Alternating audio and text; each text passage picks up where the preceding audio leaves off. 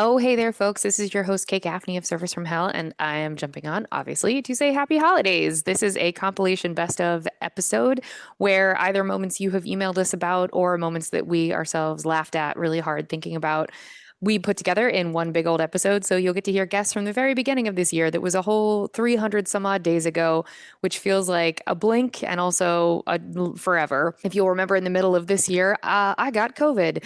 And so we took a bit of a break. And also, we had a new partnership on the horizon. So we took some time off to compile that as well. But of the guests that aired, you're going to hear their best of. And we have a bunch of new stuff on the horizon in 2023. So look out for that. Special shout out to our Patreon subscribers and all of the people that keep us afloat. We literally could not do this without you and are so grateful to have you along on this ride for us. And thank you to all of our guests who give us their time. That is the most precious commodity that we have. And we are super, super, super, super, super grateful. And to all of the guests that we met in real time on the show, thanks for being on, and to your people for reaching out to us. That's been a pleasure getting to know new comics and new humans. And to all of the comics that have been on promoting their albums, we hope that your sales are through the roof and that you are enjoying that journey, because promo is hell. That's going to do it for us here in 2022. We are so grateful for all of your ears, your dollars, and your support. And if you are not a Patreon subscriber and can't become one, no problem. Just subscribe, rate, or review the show. Do all of those things. It helps. It helps. It really does. It helps with the algorithm. It helps people find us. And it helps us feel like what we're doing actually matters. So thank you, folks, for listening. Here's a compiled best of. Happy 2023. Happy holidays in general. And we'll see you next year.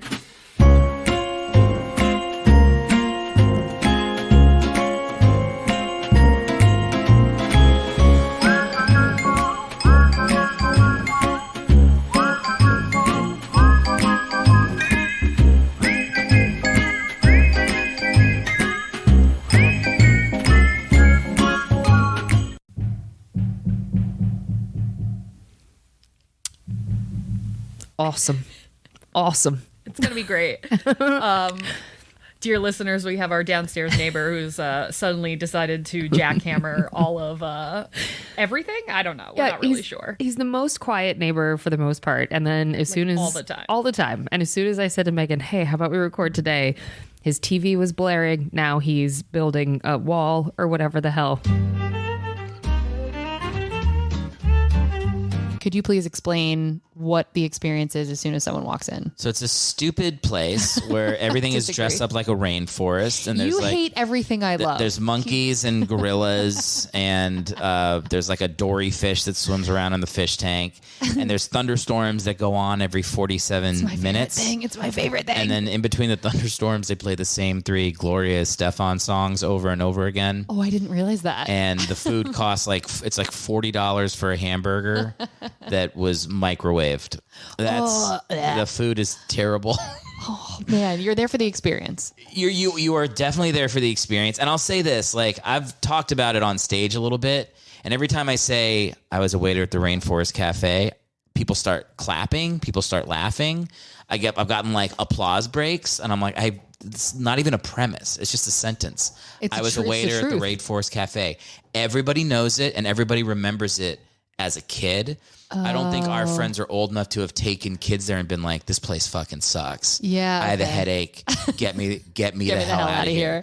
We all remember it as kids. And as kids, you're like, I'm in the Rainforest Cafe. Like kids are like, they're losing their minds. Oh yeah. I loved it. But that's not good for tips. Yeah. That the parents are annoyed Miserable. and in a bad mood. Yeah. What's the most outlandish thing you were like expected to take care of? You were like, smoke alarm beep was going off, and listen, I'm sensitive to that. Like I can't sleep. It drives me crazy. yeah.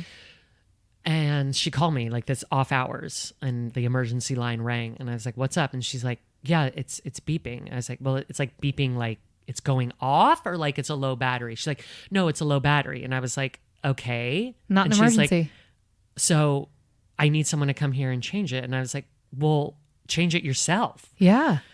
I don't know what she's like, I can't reach it. And I'm like, well, what happened the last time? Like, how are you on Earth? What are you doing? Are you paying your bills? Do you pay your taxes? Like, Are you okay? Is there gas in your car?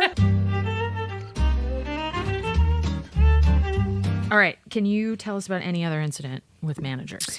Yes. So there was a time when Chappelle notoriously just shows up at the store, and a Chappelle night is always a late night and it's tough. And if Chappelle comes to the store, it's usually after 1 a.m. And this was one night where he just happened to come at 10 p.m. and he happened to bring Chris Rock with him. And that is like, you have hit the comedy jackpot and you paid $20 for a ticket and you're seeing brilliant people do their art. I mean, it was the people that could sell out Madison Square Garden, you're seeing for $20 that are as far away from each other as you and I are, which is not far. So I was in what's called the original room. It was the second show of that evening, but it was, I think this was like, by this point it was around 11. So Chappelle had worked other rooms and then he was coming to the OR, but we didn't know that. And I heard he was there and I didn't think much of it. And I was waiting on this couple, and the guy was, just quintessential New Yorker, but I love New Yorkers on the whole. He was the New Yorker of, I'm new money and I'm showing this 20-year-old how hard I can flex by being a complete piece of shit to you, my server, and also being loud, constantly having my phone out. Like, just pay attention to me. It's like, clearly this man wanted to be a comic at some point, which we get a lot of, and also didn't have money the way that he was trying to flex that he did. So he gives me his card. I keep moving through the room, keep going. At some point, he and this woman leave. I don't see them because this happens a lot. This is why we physically take cards, right? So they've left, they've gone to wherever. And so I was like, oh, I got to close them out. They had a $250 bill. I was like, I got to close them out. So I run the card, declined. I was like, all right, maybe that was an accident. Run the card, declined. Manually enter it, get a manager, declined. And so I go to a manager borderline in tears. And I was like, because this is the second show of the night, I don't know how many days in a row I had been working. I was exhausted. And I was like, oh my God. What do I do? And in normal circumstances, and I've said this on the podcast again, but it bears repeating, in most normal circumstances, that is now a $250 bill that I owe to my job. And that is money I won't make in one night. And that is now 2 shifts that I would have to use to cover this bill in normal circumstances. Correct. In normal settings, that's the case. Really? Yes. So anytime, because technically it's your job to watch the table, right? You are the gatekeeper to whether or not they leave. So this dine and dash crap that people think is adorable, you're not fucking over the man. You're fucking over the individual male or female or non-binary person that has waited on your table. You have now hurt, right? So the manager was just benevolent and in a great mood and said, we'll talk about this at the end. Don't worry about it. We'll figure something out. And I believed him because he's taken good care of me before. So I didn't totally break down, but I was still like, oh my God, right? So I have this $250 bill hanging that got separated to a different tab so we could figure out what to do at the end of the night. But I keep the card on me. Chappelle roams about in the hall and comes up into the OR. And then Chris Rock's in there and they're sitting in the back. The OR seats total, I think, 150 people. So it's not a big room relative to the other theaters. So Chappelle gets on stage, does a whole set. I think that what had happened was this guy with his 20-year-old whatever, they were at the front bar, which was outside. So I think they must have heard Chappelle's voice because his laugh carries and his voice carries. And also the rumor mill at the Comedy Store is very tiny. So as soon as a massively successful person comes in there, you're like, holy shit. So they sneak in the back entrance to the room, which is over by the bathrooms. So customers are allowed to go to and fro, but that is also the server's main stairway into the room to bring drinks. So I don't see him come back in, but I had told one of the security guards who I'm close with and love, I was telling him the story and he was like, that sucks, Kate. Like, I'm so sorry, blah, blah. And I was like, yeah, it's a bummer. And I said, but he had been giving me attitude the whole time, blah, blah, blah. So he sees that couple come back in because I described them and he was like, oh, I know exactly who you're talking about. He sees them come back in the room. I don't. As he's coming in, Chris Rock is going on stage. So Chris starts his set and I see that couple sit down and the security guard's like, Kate, they're in here. What do you want me to do? And I was like, oh, I got it. Don't worry. So I went over to the table and I said, oh, hi, excuse me. And he was like, stop, we're watching this. And I was like, stop, you walked out on your bill. I need a card that actually works. And he was like, what are you talking about? And I said, well, you've handed me a credit card that doesn't work. You have a $250 bill. you left the room, and either I'm responsible for that bill, which I'm not, or you are. Could I please have a card? I'm sure I said it a lot nicer. I'm making myself sound like this like beefed up strong person. I probably was like, please give me a card. I'm so scared of you. But for the purposes of the story, I flexed. It's your podcast. Yeah. So you can Then I lit the room on fire and walked out. So some hybrid version of what I've just told you is true. Anyway, so he goes, we paid the bill. And I said, you did? I was like, oh, where's the receipt? And he was like, you would have it. And I was like, oh no, I have a declined card. That's all I have. And so he goes, unbelievable. So he gets his card out, a different card, and hands it to me. So like, obviously you knew what you did. And I said, and also I'm going to need you to go because, and I don't say this to him, but like, fuck you. wait, you can kick him out? Yup. Oh, that's You walked out on an almost $300 bill. That's great. Because also, Chris Rock and Dave Chappelle were not on the marquee. Like, they weren't meant to be there that night. They just showed up. You don't get to see them after you fucked me over. Like, fuck you. And that is one way that the Comedy Store will absolutely have your back. Like, because that fucked the business too. Because if the manager was really going to be benevolent and get rid of that almost $300 bill, the Comedy Store would eat that money. Right. So fuck you twice. Wait, so did you run the new card before you kicked him out, or did you? No.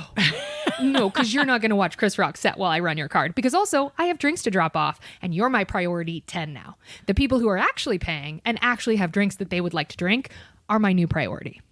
So he was like, you can't do that. Chris Rock stops performing because this guy's yelling at me so loudly. No way. And I'm speaking to him in a normal voice because I will never interrupt the art of someone on stage. I won't do it. Even if I dislike the comic, I just won't do it. It's disrespectful. Right. And I should be fired if I do that. And so I'm speaking to him at this volume. And he's doing one of blah, blah, blah, blah, blah, and like getting super loud. And like, I'm an investment banker in New York and I've never been treated like this. I can't do a good, like, believable that New was York good. That accent, was but this good. is Coffee Talk. We're back to it. That's exactly So what he's- investment bankers from New York sound like. He's Aquafina from Queens. Okay, this is him. And he's like losing it. And so the security guard who had my back, who saw them walk in, walks over to the couple and goes, you may exit this way. Here's your exit, you know, because some of the security guards, like, those are the people I like friended up real quick because I was like, these are the people that will prevent me from something happening to me. Like, Yeah. they're also lovely. So, but I was like, oh no, these are the people I need on my side. So he escorts them out yelling. No way. Yeah, Chris Rock is not performing because this gentleman is so loud. Gentlemen used loosely. Loosely. Thank you for that.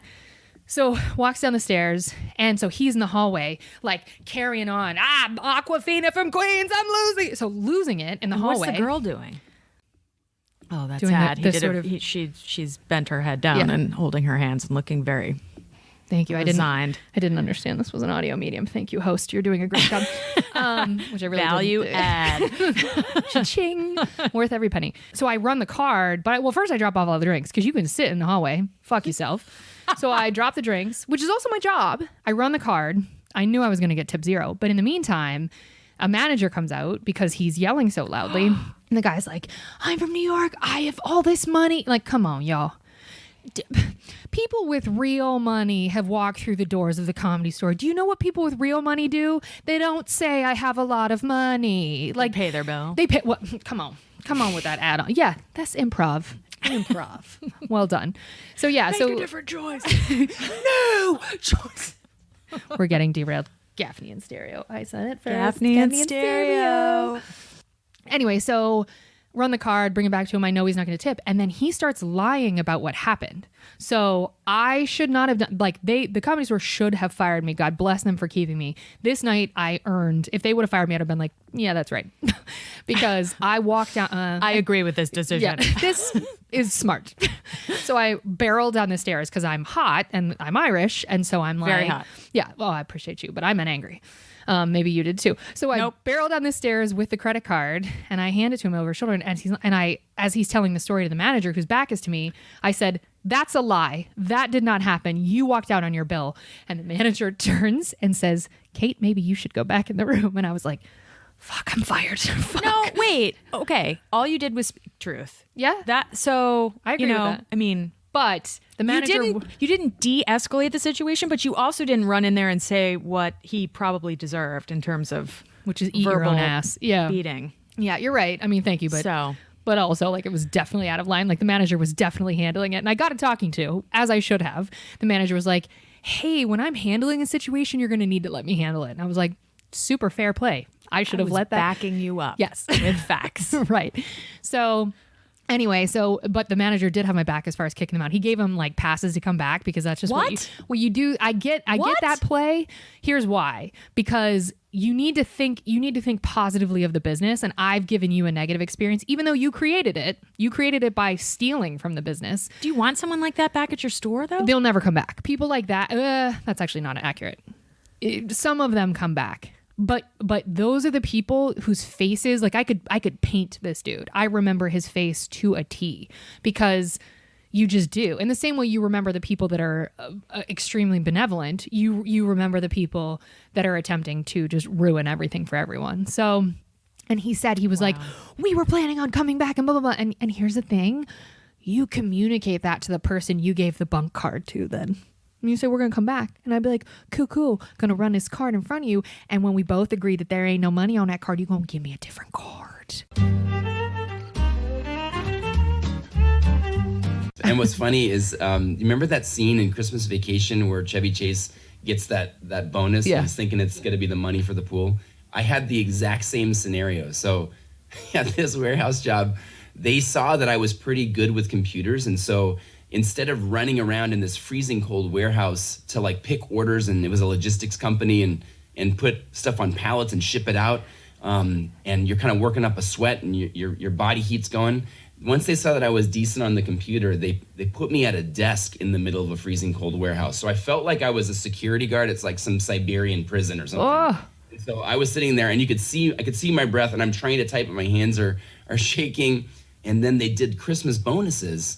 And they go around, and I'm expecting them to, like, you know, they're kind of going from one person to the next, and they're handing envelopes over, and they're like, and you're like, here it comes. And I'm like, here comes the payday, and they hand me my envelope, and I open it up, and it was a $15 gift certificate to the Honey Baked Ham store. No.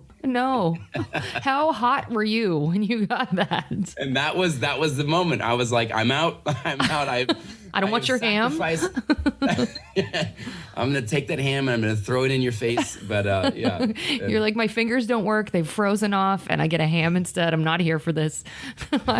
So did you walk out in a huff? Were you literally in that moment? You were like, I'm out. No, in my mind, I did that. I didn't do that. I just didn't show up the next day. And then my supervisor called and my buddies.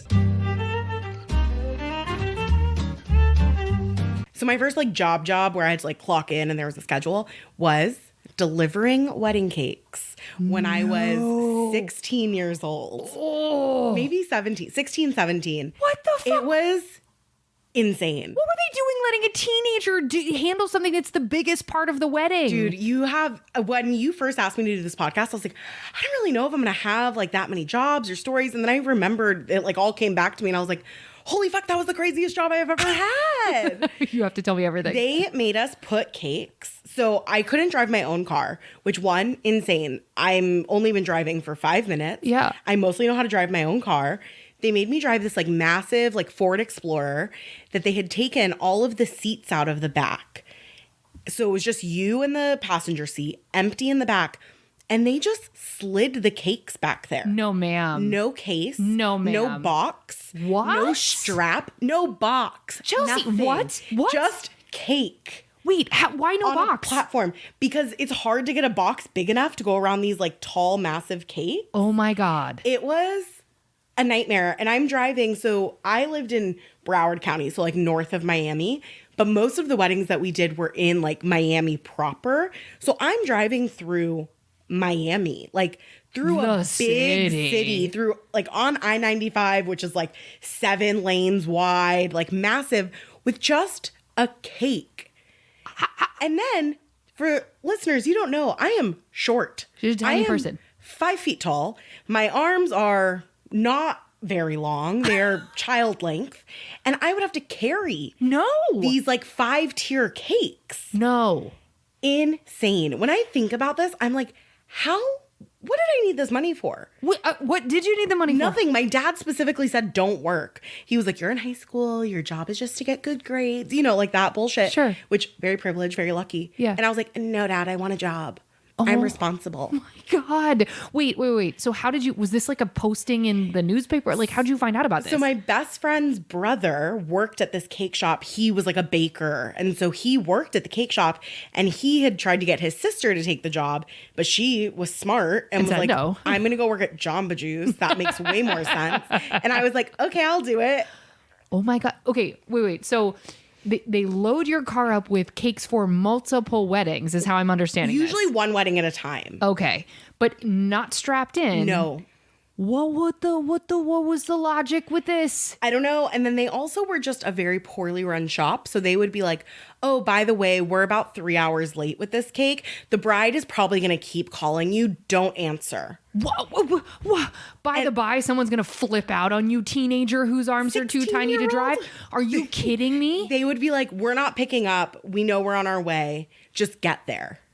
3 hours. Like, that poor bride. Late. And then I also had the job of they would give me flowers. So when I got there, I had to take the fresh flowers and decorate the cake with them. Chelsea, this is insane. I forgot This all is about this insane. until you asked me to do this podcast. Can't even, because it's traumatic. Were you in there like freaking out? Like, what if you put the flowers in the wrong spot on the cake? Terrifying. I was always scared of being yelled at. There were times when I was showing up and the ceremony was already happening. No. And I was like quietly in the other room, like, putting this cake here. Horrible. I just set up fountains because we also would do like quinceañeras and stuff.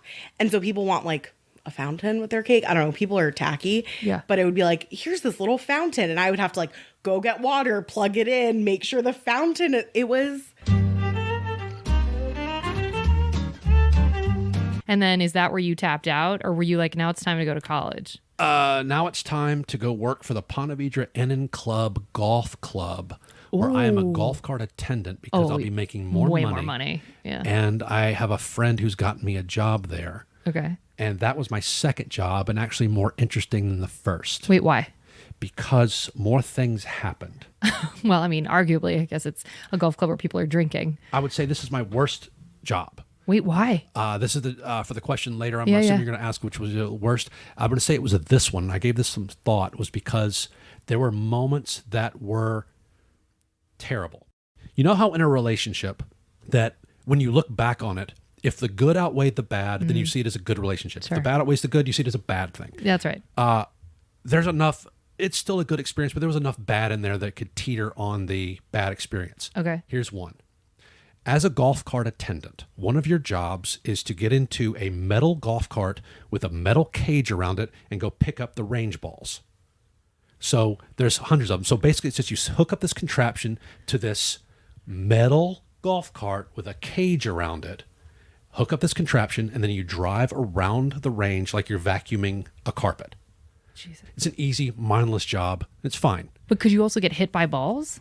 Well, I think you see where we're going. Oh, shit. So what happens every time someone goes to pick the range, the golfers now use this as a target. Oh, fuck off. Are you that's not what I thought you were going to say. Well, I mean, it's inherent. Like there's now a moving target in front of them as Oh they are my God. shooting a projectile forward. That could hurt you. Well, you see where we're going. Oh my God, Kevin. So one day, as I am driving, so you go up and down, the striations you make are back away, and then you're driving towards the golfers at one point. You turn around and go back and come back. And is there like a rake or something at the back, or you're physically having to get out and pick them up yourself? There's a contraption hooked up to the front of the metal golf got it. that is picking them up. Got it. Okay. Yeah, as you just drive over them. Okay. So it's like a vacuum cleaner. That's what you're saying. Okay. Sorry. Yep. Yeah. So and they end up in little baskets. Got it.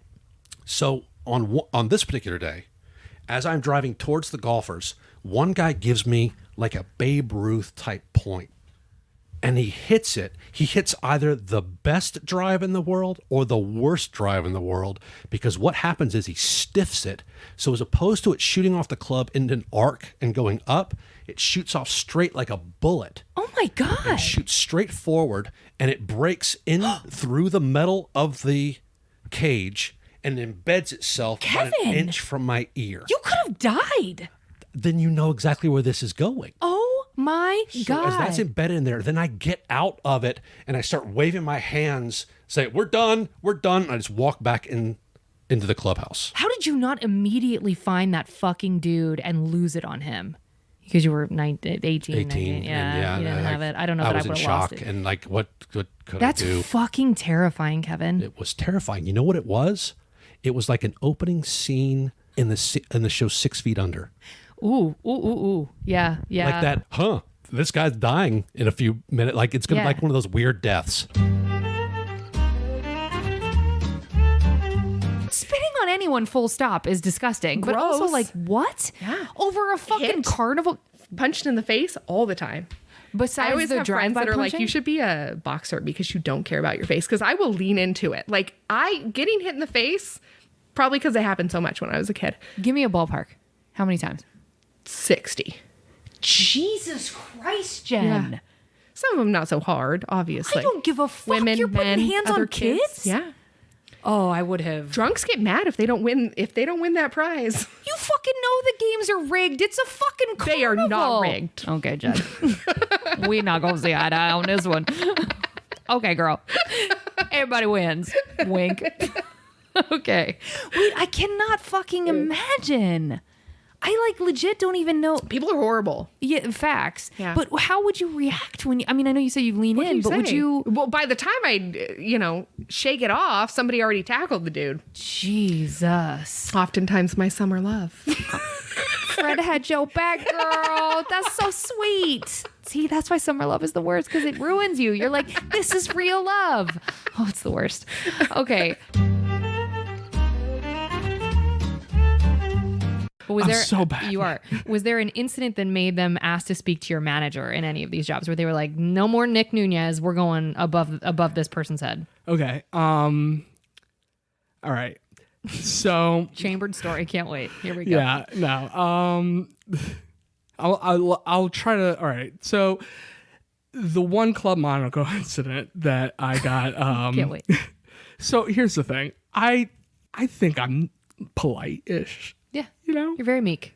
Yeah, but like my issue is one of my one of the issues that isn't brought up to me constantly by other people, but I've noticed about myself. So is it a real issue? Is that I just curse casually where other words would suffice, like in a way that's a little jarring sometimes. So I was at Club Monaco once again.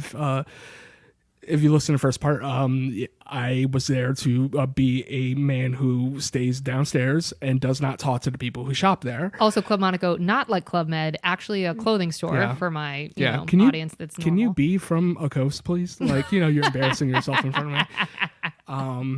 Keep going, you wise ass. Yeah, so you're a basement boy. Yeah, I'm a basement dweller, and they're like, and that's where you belong, and that's stuck with me, and that's why I have imposter syndrome. But anyway, thanks for therapy talk on Sirius XM.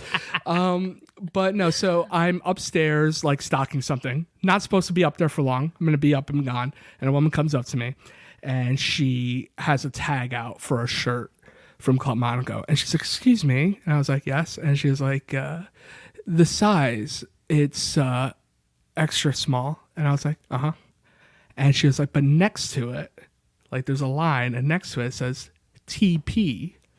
What does the TP next to XS mean?" And I was like, "I don't know." And she was like, "It also says S and then P next to it. Do you think that the P means petite and the XP, or no, TP means très petite?" And I didn't mean this as mean as it came off. But I said to her, "If you know, then why the fuck would you ask me?" And immediately one of the upstairs people just jumps right in and is like, "Nick, they need you back downstairs. Can I help you with whatever?" But I didn't mean to sound that mean. I just earnestly, why the fuck would you like? It's such a Manhattan thing. You didn't even mean fuck aggressive. It just means the. I was just really confused. But like, I was like, "You solved the mystery. Congrats, Nancy Drew." But like, why are you bringing me? And now I'm kind of happy because I'm like, "Oh yeah, now I know it." But like, it's fine. But like, seriously, like I'm a downstairs person. You're Don't a bring your basement dweller. theories to me. Yeah. I'm a troll. Don't ask me about the bridge. Yeah. Wait, so did she then say, I need to speak to a but manager? she had an angry face on, and I was told later on, do not speak to customers anymore. Like, it was just like an end of day, just like, all right, so we did great. Quick note, nobody in particular is being, but if you work In the basement, downstairs, you stay there. don't talk to customers. And I was like, I looked around, and there are like 6 people there, and one of them works in the whatever. I'm like, all right, you could point a finger. Like, it's me. we figured it out. Yeah, we know it's me. like, yeah, exactly. It's just like, that's like if there's just one person who just comes in, just like, Yeah. never mind. Yep, I'm we just got like, it. We got yep. Okay. Okay, when you were there, would you get to decide what movies were played like in the store whilst you were there? Oh my God. Well, technically, no. It was supposed to. This actually is bringing back memory, and I don't know if you ever came across this, but it was like basically a sampler that we would play. So it was just like a bunch of trailers of like new releases on loop, though. So like you would hear, God, what the fuck was coming on? Like, A League of Their Own? like the Devil's Own or some shit, and it was just like over and over and over, and then there was music in between. Oh, that would make me crazy. It was. Did I mention that I play by ear and I hear all the? It was like Oh, a you certain could hear kind of every torture. note. Oh it was my a certain kind of torture. Yeah. Would you go home and just like match it on the piano? I'd try not to pass away when I went home. I mean, Yeah, match it on the piano. I first became interested in film scoring from the the torturous the job I had at Blockbuster 15 years sizzle old. reel from 1995. Shout out to Blockbuster in Oregon. Okay, so you do that summer to summer. I do it summer to summer. Yeah, and then I guess, and then I just went to college or something. You tricked them into letting you in. I did. Yeah. How many customer service jobs would you say you've had total? Oh, wait, don't answer that yet. Okay. At Blockbuster, was there ever a time where people got like emotional about a movie not being there or something? You're nodding. It's good. It's an audio medium. It's all kind of like meshing into one, but people were pissed. They would be pissed because they wouldn't. Usually it was because like you would get the old movies that were like a 7-day rental, no problem. I forgot about the limits. If it's a new release, you only get it for what, 2, 3 one fucking one day? Some of them were 1, some of them were 2, I think. Oh, what a different time. And then you could call and be like, hey, do you have this movie in? And if not, when's it coming back? And so then people would call. You could put it like you could hold it for them. And if you held it for and that fucking thing wasn't there, and especially in like Oswego, Oregon, by God, you better watch out. Wait, for real? For real? Yeah. They would be they would pissed. just scream at some 15-year-old for something you couldn't control? That's correct. Now, I will say that there were a few times when I put it on hold and forgot to put it on hold. So yeah, I mean, like, yeah, maybe I messed up. Who can remember? Let's not split hairs, but yeah. Okay, so when you were doing that, what would they would come in and they'd be like, you told me this movie was going to be here. And like, so was it because the proximity of where that Blockbuster was such a hike for some people? You know what it was, Kate Gaffney? I think it was more the general vibe of like Oswego, Oregon at that time. Oh, I got to know. Which is a very homogenous, white, affluent community. And they wanted their coffees and they wanted them now. You know what I'm saying? Yep. Listen, everyone who lives in Lake Oswego, God bless. And you know what I'm saying. Yeah. And there's a lot more. There's a touch more diversity there, now. Yeah. But, and also like, I feel like it's easy to take it out on a kid, kind of. I feel like adults, because we really, when you look at pictures of 15-year-olds, that didn't come out right. But like, they're so little. They're babies. They're so fucking young, Yeah. So I don't know, but I just can't imagine. Can you imagine losing it on? I can't imagine losing it on a 15-year-old at 15. No, I can't. It's like also over movies. I know. This is what this podcast was born out of. Was But dude, people it just was losing like- it for stupid shit. Yeah, but also like there was no anything else. Like there was no net. There was no stream. It was like that was your entertainment. Yeah. And if you like had a family evening planned and it was fucked, then you're fucked. And now you got to deal with your kids. You got to deal with your kids. You got to talk to your husband who you hate. Yeah. You know what I'm saying? Sounds like torture. Because you're gay, probably. Let's be real. Real talk.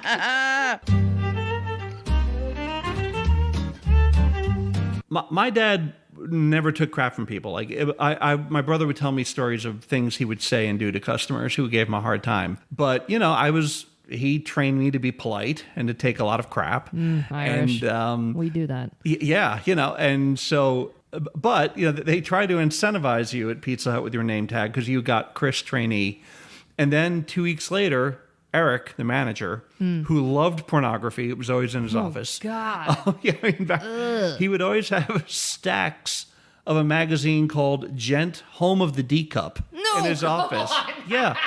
And, the waitresses would come in to hand their time cards over. They'd have to see Gent Home of the D Cup on the desk. He would have Gent and Jugs, so you kind of knew what Eric liked.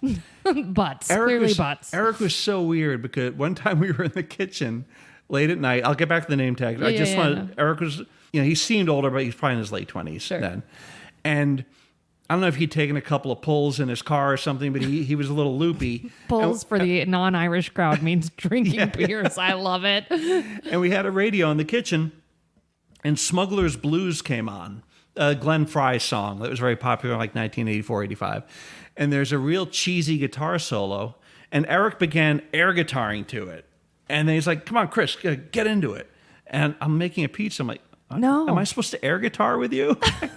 and then he's like, I love rock and roll. I really like John McCartney. I'm like, no. Who gets a Beatles name wrong? No. But I mean, that was Eric in a nutshell. But Eric, about 2 weeks into it, was like, hey, Regan, come here. Got a new name tag for you.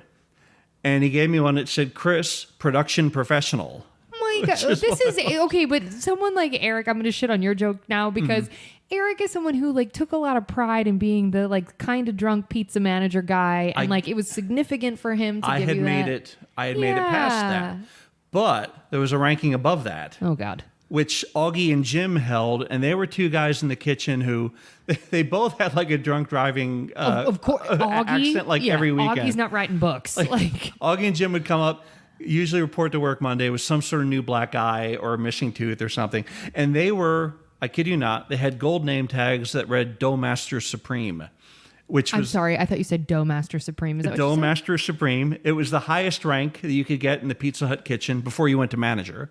Now, would these get raises? After you there would be raises. Okay, so after trainee, now when you're the production professional, I got an extra dime or something a week. All right, and now we're up to $360. Yeah, and the Doughmaster Supreme guys might have made around $4. Well, but they had to do a test in front of a district manager where they had to make stuff very quickly, and Pizza Hut had some of the best pizza I have ever had in my life. So I appreciate this kind of shit. Well, it's honest. Consistency. Yeah. Every large, I can remember, back then, every large pie, large pepperoni had 52 slices of pepperoni on it. That's awesome. Yeah, it had a big chart, and we had all your baskets, and they really took pride in that. Yeah. And they took a lot of the guesswork out of it. So ideally, the product would always be great and the same until Augie or Jim, both of whom had braces. And DUIs. Yeah. Someone returned a pizza that had a braces rubber band in it. No, I'm going to be sick.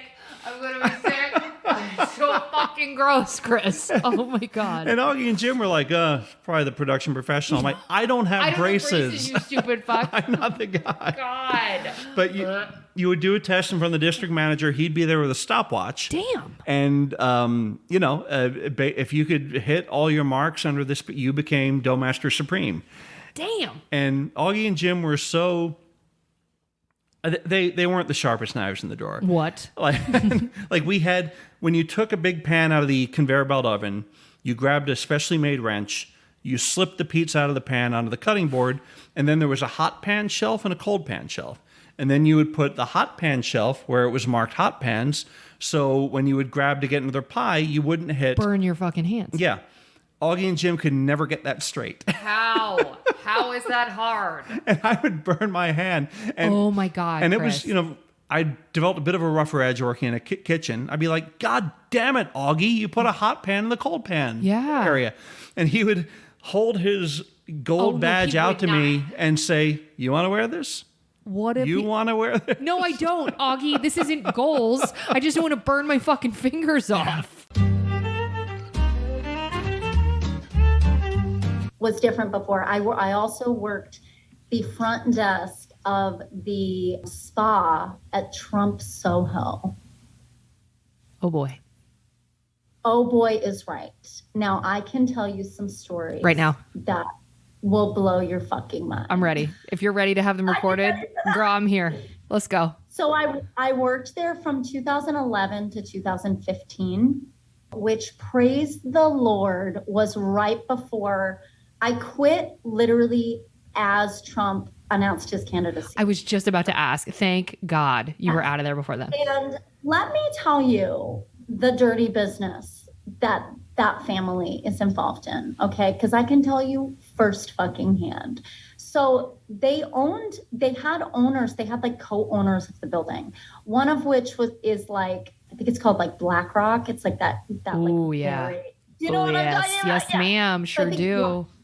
I think BlackRock is one of them. And the other one is the Sapir family, which is a Russian oligarch family. And I personally met them like several times because they would come into the spa. And they are truly everything you would imagine. Like it was, I mean, like it's not questionable whether Trump is involved in like Russian oligarchies. I saw it with my own fucking eyeballs. Like, wow, truly wild. Yeah, truly wild. I worked there for 4 years, which was about 3.5 years too long. I was just going to ask that too.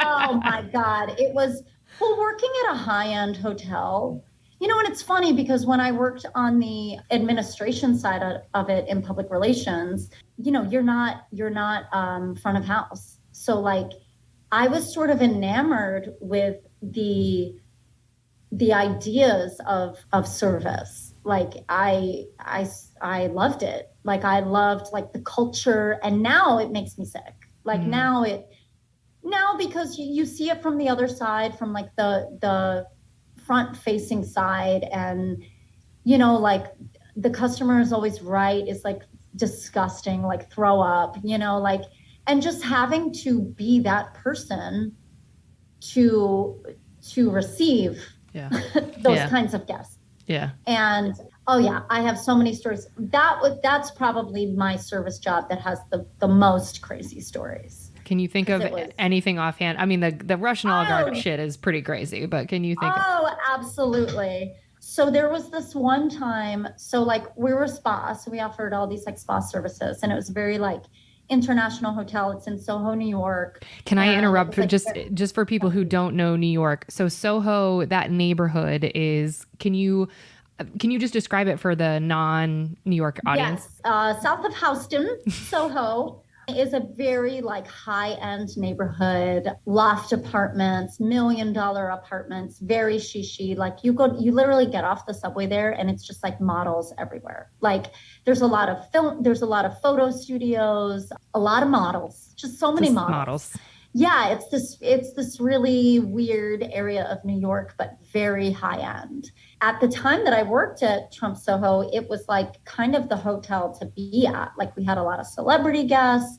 I met a lot of my comedy idols and acted very weird around them. Like I'm not a starstruck person, but when you meet like your comedy idols, it's different. Like, and that was the other thing too, just to like touch on my caveat with working in service now. I will not work a service job anymore unless I can be my full self. That's lovely. That's my caveat. And like when you work in a high-end hotel like that, that's very corporate. Can't do that. You cannot. Nope. You can't be yourself. And I would push the envelope when it felt comfortable. But for the most part, like, you're expected to kind of be a robot, and yeah. So this one's so great. So we had like we did lots of massages and facials. So we had like massage therapists and estheticians. And one of my favorite estheticians was this woman named Marina. And she coincidentally also Russian. She was this tiny little, she was this tiny little Russian woman. She was so funny. She was just like so like tiny and adorable and hysterical. We had this guest that, when they check in for their appointment, like you can already tell. Mm-hmm. You can already tell like how this is gonna go, And she was like this international guest, and she was just very cold and kind of like, like let's go, and like most of our guests. Mm-hmm. And so she had a wax appointment, and like in the appointment book, like for waxing, you had to like put like you're charged per part, like whatever part you're waxing. Yeah. When she booked it, she booked a lot of parts. You know, she booked the legs, she booked the thighs, She booked the labia. The arms, she booked the nipples. Ma'am. You know, you can wax it all, honey. You can rip hair off of whatever. Anywhere there's hair. Okay. For the right price. Yeah, you sure. know? So how much was a nipple wax? Do you remember the line item? How much God, that I cost? think each body part was like $35. I will die. Yeah, it's like hundreds of dollars to like wax her whole body. Okay. So she goes into her wax appointment, and I think at one point Marina called downstairs to the desk in the middle of the appointment, and that's always like, oh, what's happening? Uh-oh. And she called down, and I was like, Marina, and she was like, we're going to need more time. She wants more wax. And I was like, okay. So I like add more time. And then it's like coming towards like the end of like her appointment time at the end of the night. And I was the only one at the desk. I think it was like a slow night, or I was the only one working or whatever. And I hear Marina, there was like this long hallway to like get to the locker room and the treatment rooms. And I hear Marina like coming down the hallway, like hoofing it. And I was like, uh-oh. And so I like step out from behind the desk, and I like look down the hall, and Marina is like coming for me. And I was like, Marina, are you okay? Oh my God. And she was like, I drop off guest in locker room before she come out. You'll need to add every body part to check. I want nipple. She make me wax leg 4 times. She make me wax arm. I wax her chocha. I wax her asshole. You add every part to this check. And I was like, oh my God. And I'm like on the computer, like adding all the things, and like furiously, because this lady's going to come out like any minute to pay her bill. So I have to make sure that her bill is correct. Sure. And so the woman comes out, and, you know, very high-end service. Like we have like a dossier for the check, and I print out the check, I put it in the dossier and fold it, and I slide it across the desk. She opens it up and she goes, what is this? I did not get this waxed. And I was like, I'm sorry? Like, which part? I was like, oh, like Marina, and I'm trying to be like delicate about it. And I'm like, so not your labia then? Could you point to me on the check which service you feel you did not receive? Oh, what a diplomatic way of saying it. Well done. That's why they hired you, girl. Right? Yeah. Because how am I going to tell? What am I going to say? Show me your pussy? Like, show me your bare fucking. Show me your butthole. Like, show me your raw chicken pussy that we just ripped all the hair off. You know, like. I'm dead. Like, bend over. Let me see that like fresh asshole. You know what I mean? Like, what could I say? So she was like, she points out, she's like, I did not get this. I did not have this. I did not have this. And I was like, and high-end service, you just got to take it off. Come on. Like, of course. And then she threatened me. She was like, you need to like take it off the bill because I know the owners of the hotel. Fuck off. And I'll speak with the manager if there's a problem. And like, so I'm the only one there. Like, I don't even think I had a manager like there or something. So yeah, she basically got like free asshole pussy wax. Like, she paid for like a fraction of the services that she got. And I always find that so funny. Yes, because I know what you're about to say. If you have worked in service, rich people yes. don't pay for shit. Yes. And that is why they are rich. Yes. And it's so gross. It's so frustrating. Yes. So gross and frustrating. And I literally like...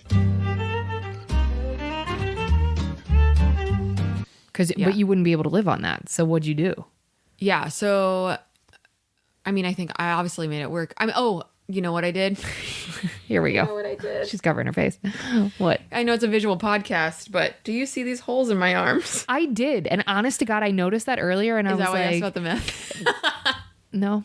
Unrelated. No, and I was like, are those freckles or are those holes? Those are holes because I religiously donated plasma for like 6 years. Gracie Simmons.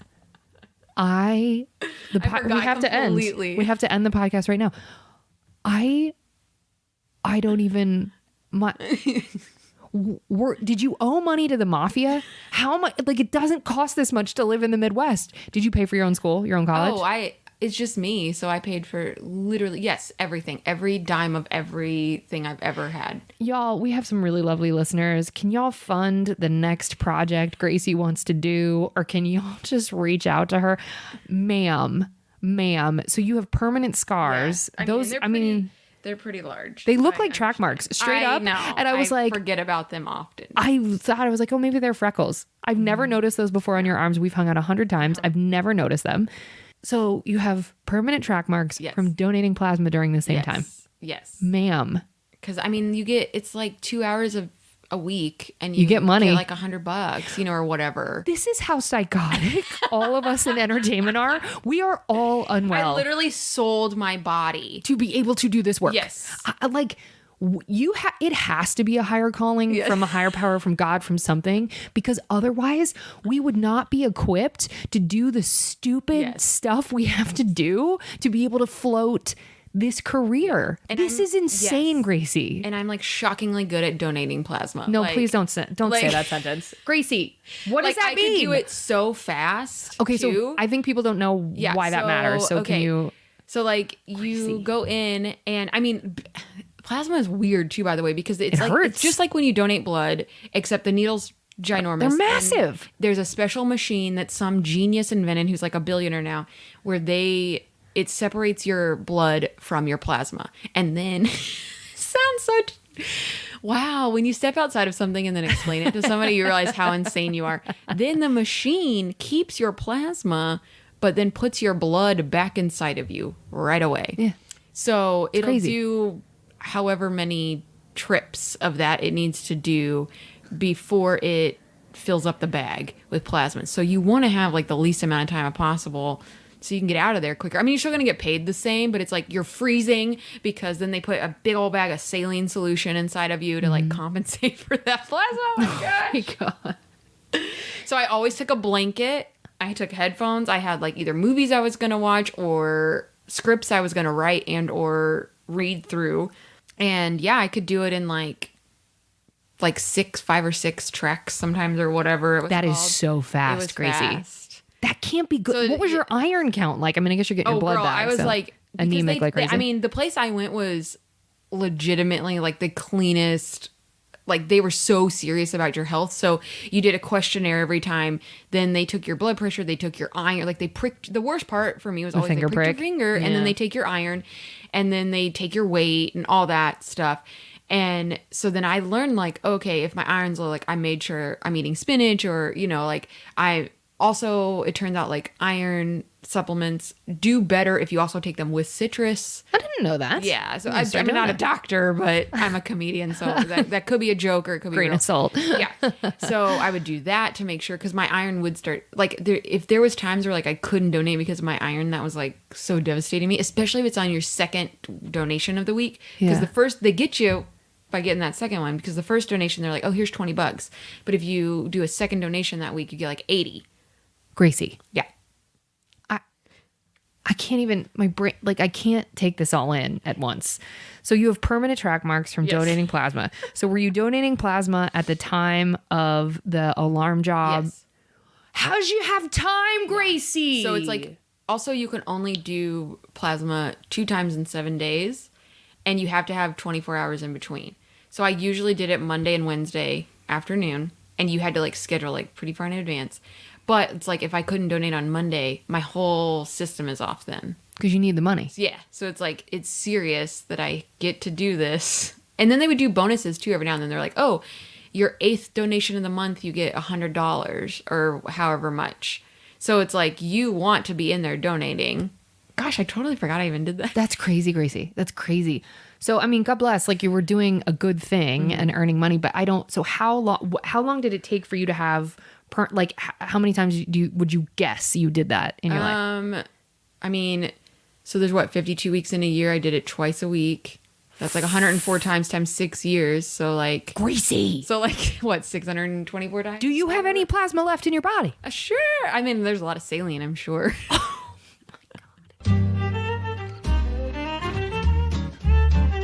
And we only sold seconds and irregulars, things with streaks and holes, cheap carpet that you could not find anywhere else. It was brand new, but it was hideous. But the quality was great, but it was flawed. So people loved our bargains, and because we were the only ones that offered them, we didn't have to take any shit from people, and so we were routinely rude.